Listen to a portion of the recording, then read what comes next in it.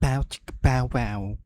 Hello guys, welcome back sa isa namang Lightning Web Components tutorial. And try ko maging mabilis lang sa tutorial na to kasi antok na ako. So for this tutorial, ang ituturo natin sa inyo ay ang wire decorator. So real quick lang, no?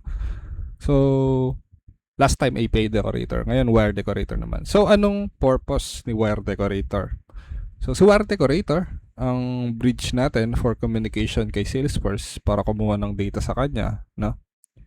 And yun yung gamitin natin sa ating LWC. So kung napapansin nyo kasi sa mga last tutorials natin, no? Well, mga mula simula, di ba? Hard-coded lang yung mga data na ginagamit natin, no? Meaning, tinatype lang natin yung mga properties natin. So kunyari yun, first name, tapos tinatype lang natin yung mga gusto nating value. Ngayon naman, no, kukuha na tayo ng mga records sa Salesforce mismo. So, ito siya. Kunwari, ito sample record lang naman. So, magiging practice area natin ta. And kung mapapansin nyo na, meron tayong record ID. So, ginawa ko lang naman dyan para ma-display yung ID. Ayan, magkamukha sila. So, nag-declare lang ako ng property na record ID. Then, nilagyan ko siya ng API decorator. So, automatically kasi, pagka nasa record page tayo, no? Automatically nakuha natin yung ID doon sa record, no? So automatic yan, basta pakalanan natin siya ng record ID, then may property na may property tuloy, may decorator na API. So yun lang, real quick, magic wizard.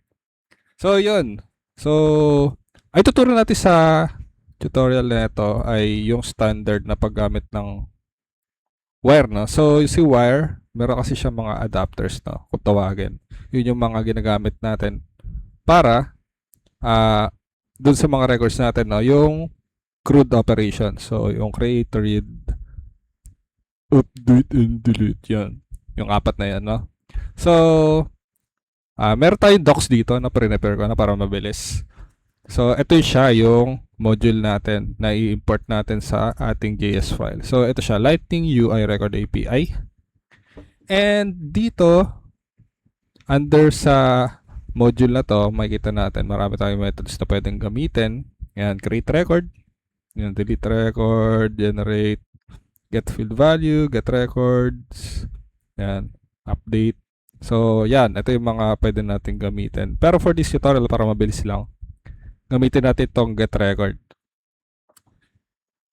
Tapos, gagamitin din natin to, yung get field value mamaya, makikita natin. So, tara, sa code na tayo para mabilis. So, dito sa parent natin, ayan, kailangan natin i-include dito sa ating LWC module yung wire, no? Then, import na rin natin yung ating get record na method from Lightning UI Record API. Yan. So, kailangan natin siya i-import. Then, katulad ng API, yan, meron tayong at symbol, then wire. Pero, dito sa wire decorator, kailangan natin siya i-declare na parang method. Yan, paggagamit tayo ng adapter. Yan. So, yung adapter, yan, katulad ng sinabi ko nga, yan yung mga methods under doon, dito sa ating UI record API. So, for this, get record. Then, yung pakalawa, meron tayong config. So, syempre, itong get record method natin, kailangan yan ng mga parameters yan. Kung makikita natin, meron tayong record ID and fields. So, yun yung ilalagay natin. So, naka-object siya. Then, lagyan natin yung record ID. Then, yung ating record ID. Yan. Yan. Kung mapapansin nyo pala, no, naglagay tayo ng $sign dito. So, ang purpose na itong $sign is maging reactive itong ating property, no? So, pag lumipat tayo ng ibang record page, so mag-iba rin yung tatawagin ni wire na record, di ba? So, makikita natin mamaya in action. So, yun lang yung tandaan mo. Magiging reactive yung property, no? So, next na ating parameter ay ang fields. Yan. So, sa fields naman, dito sa fields, syempre, hindi naman natin kailangan lahat ng value na makuha natin sa record. Kailangan lang natin yung mga need natin na fields, no? So, may trick tayo dyan eh, no? So, kunyari, name lang. Yan. Kung makikita nyo, meron tayong suggestion dito na madami, no? Which is yung schema ng field. So, hanapin natin yung opportunity. Ito. Yan. So, yan. Pagka-click natin, kung makikita nyo, na-import siya dito sa taas. So, basically, ang schema lang naman ay ang pag-describe ng metadata ng field. So, yan. Yung API name, yung length niya, etc. etc. So, di rin naman siya nagbabago. I-capitalize natin. Then, lagay na natin siya dito. Yan. So, may error pa rin. Alam niyo kung bakit? Kasi, kailangan, katulad nung ating API, di ba? API decorator. May property name siya. So, kailangan natin na property name of record. Yan. Then, yan na ba yun? Hindi pa yun. Try natin magdagdag pa ng ibang field. So, for experiment tayo, di ba? So, dagdag din natin yung amount. Yan. Then, amount field. Yan, amount field. Then, dagdag lang natin siya rito. Comma separated sa fields. Argument. Yan. Then, yan na ba yun? No. So, try natin siya i-bind dito sa ating HTML. Tignan natin kung ano mangyari. Deploy lang natin siya. Real quick lang. 6 minutes na tutorial ko. Dapat mabilis lang to eh. So, force reload, control F5. May natutunan ako guys habang wala ako. Diba dati login logout tayo. So, yun. Kung makikita natin, object siya. So, basically, pagka kasi nag-call tayo dito sa getRecord, may dalawa tayong makukuha na data. So, meron tayong data key tapos error key. So, para makita nyo, dissect ko na lang siya. And, kunyari, no. Eto, get na lang tayo. Get of schema. Then, try natin return yung up record. Ano siya? Yung ating object.entries. Yan. So, try natin yung op schema. Lagay dito, bind natin. Then, deploy. So, tagal na tutorial natin guys 7 minutes agad wala pa nangyayari Ako ay walang natutunan sa aking bunda. So, yan. Meron tayong data. May laman siyang object. So, ito yung mga fields na nakuha natin. Sa error, wala naman kasi wala naman tayong nakuha ang error.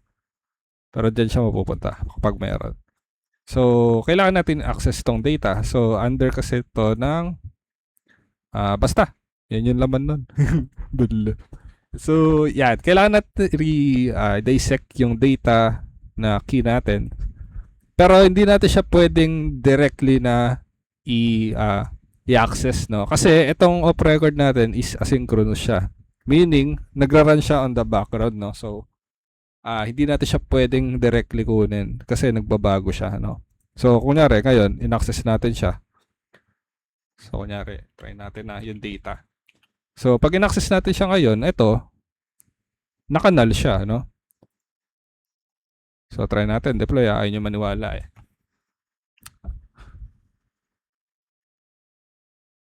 Ayan. Cannot convert undefined or null. Ayan. So, null siya, no? Kasi ito nga, yung data na to is asynchronous siya, no? So, right now, wala siyang laman talaga. So, paano natin kukunin yung laman netong op record kung asynchronous nga siya, no? So, sa tulong yan ng isa pang method na i-import natin, which is yung get field value. Ito. So, sa get field value, siya lang naman ang bahala kumuha ng value nung field, di ba? So, siya na yung bahala on the background, no? Kahit asynchronous siya, siya na bahala.